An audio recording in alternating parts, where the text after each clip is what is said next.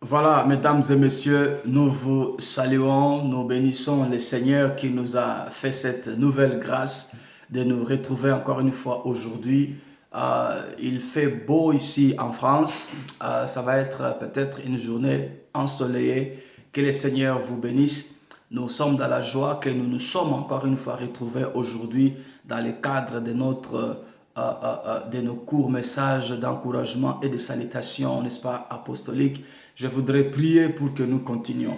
Seigneur Dieu, que ton nom soit élevé. Je bénis ma sœur qui me suit de l'Australie, de ma sœur qui me suit du Kenya, de mon frère qui me suit de Bujumbura. Au nom puissant de Jésus-Christ, bénis tous ceux qui vont nous suivre live ou bien en différé. Que Jésus-Christ bénisse chacun au nom de Jésus. Amen. Amen.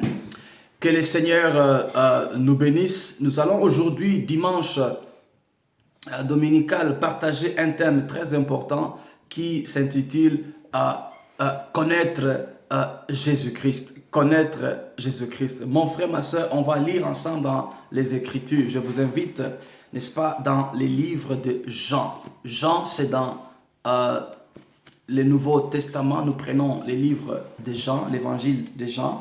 Gloire à Dieu. Jean chapitre 1er. Alléluia. Gloire à Jésus. Jean chapitre 1. Nous allons prendre les versets 11 et 12. Voilà. Ceux qui ont leur Bible avec eux, nous prenons le livre de Jean chapitre 1. Je prends les versets 11 et 12. Ou même débutons ensemble jusqu'au verset, depuis le verset 9. La Bible me dit ceci. Cette lumière était la véritable lumière qui, en venant dans le monde, éclaire tout homme. Voilà. 10. Elle était dans le monde et le monde a été fait par elle et le monde ne l'a point connue. Elle est venue chez les siens et les siens ne l'ont point reçue.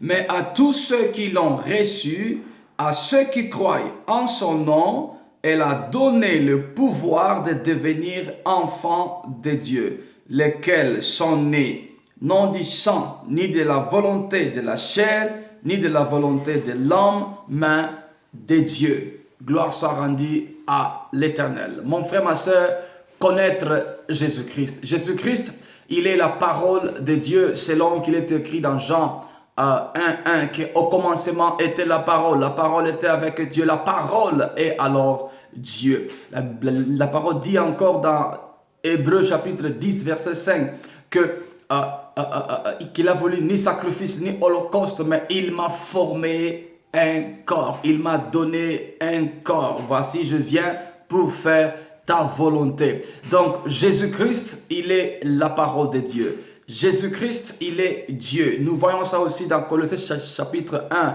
partir verset 14, verset 15e. On nous explique, Paul dit que Jésus, il est la visibilité du Dieu invisible. Jésus, il est l'ombre du Dieu invisible et que toutes choses ont été faites pour lui, par lui et à cause de lui. Et que à cause de Jésus, Dieu a créé les dominations, les principautés. Et dans Colossiens 2, 9 à 10, on nous explique que en lui habitait corporellement toute la divinité de Dieu.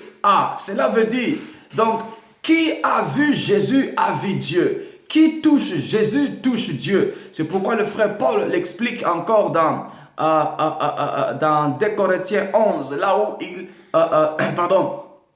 il explicite, n'est-ce pas, sur la Sainte Seine.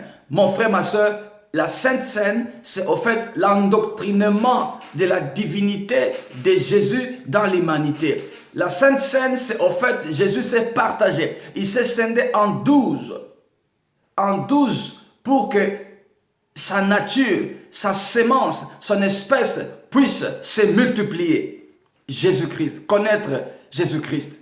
Michée 5 nous explique que toi, Ephrata, toi de qui naîtra le Messie, le Seigneur, celui dont les jours ont été prévus avant leur fondation. Donc, nous comprenons que les origines de Jésus ne sont même pas par Marie. Les origines de Jésus ne sont même pas dans le visible. Les origines de Jésus datent d'avant la fondation. Donc, il y a eu déjà un plan que le Messie devait venir. Je peux même aller loin. Même avant que Adam et Ève ne puissent penser pécher, il était déjà prévu que le Messie vienne, parce que le but de Dieu était que le Fils unique ait des frères. C'est pourquoi Ésaïe 7,14 dit: je vous donnerai un signe, la Vierge enfantera, et cet enfant sera appelé Emmanuel. Dieu pensait qu'il vienne vivre avec les humains. Dieu pensait qu'il soit visible. Dieu pensait qu'il crée pour le Fils des frères. C'est pourquoi dans Hébreu, il est écrit qu'il n'a pas honte de les appeler frères, parce qu'il a participé à la chair et au sang. Donc, c'était une joie pour le Fils de Dieu de prendre corps, de prendre chair. C'est pourquoi dans Hébreux 12, 1, 2, il est écrit: eu égard aux choses qui lui étaient réservées, il a accepté l'ignominie, il a affronté les opprobres. Mon frère, ma soeur, connaître Jésus-Christ. Donc toi et moi, vous qui m'écoutez, vous qui me suivez, Jésus-Christ est le Fils de Dieu. Jésus-Christ, il est la pierre angulaire, il est le socle. C'est par lui que Dieu est devenu visible. C'est par lui que Dieu est devenu tangible. C'est par lui que Dieu a manifesté, n'est-ce pas, son amour dans l'humanité.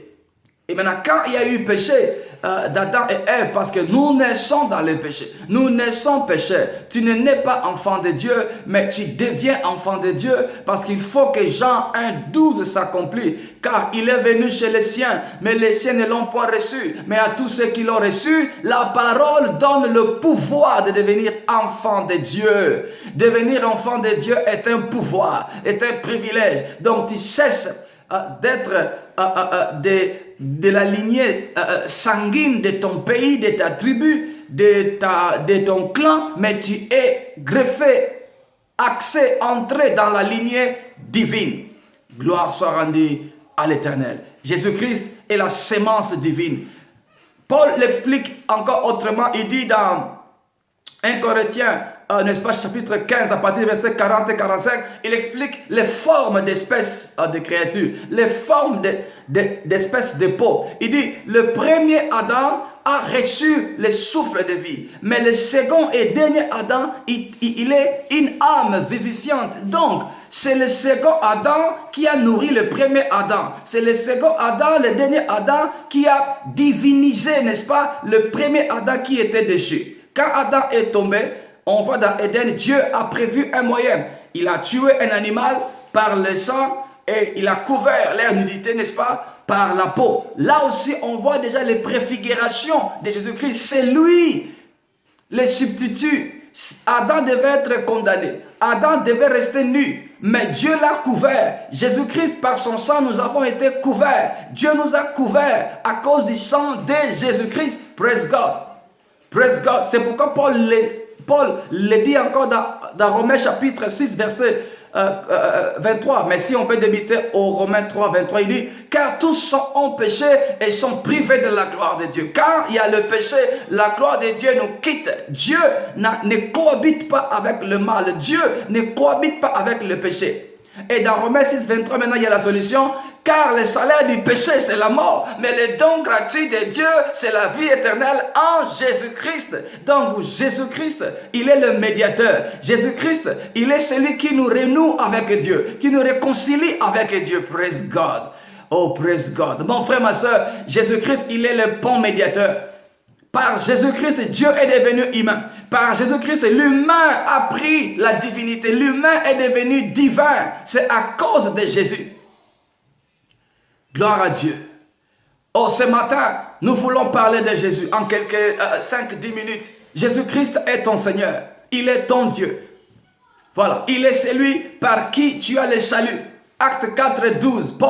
Pierre dit qu'il n'y a de salut en aucun autre nom, sinon par celui de Jésus-Christ. Bien-aimé, le salut ne s'obtient qu'en Jésus. Ce matin, je suis venu t'encourager à croire en Jésus.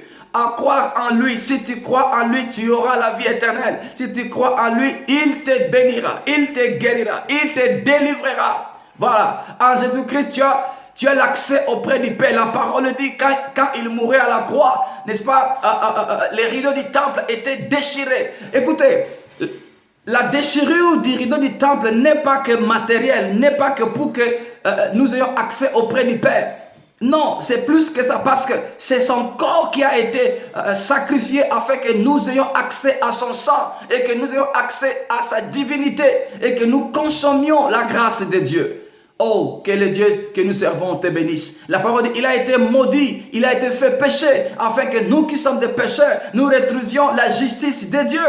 Alléluia. Et dans Romains, n'est-ce pas, 10, verset 9, Paul explique, il dit que c'est en confessant que nous avons le salut, et c'est en croyant qu'on a la justice.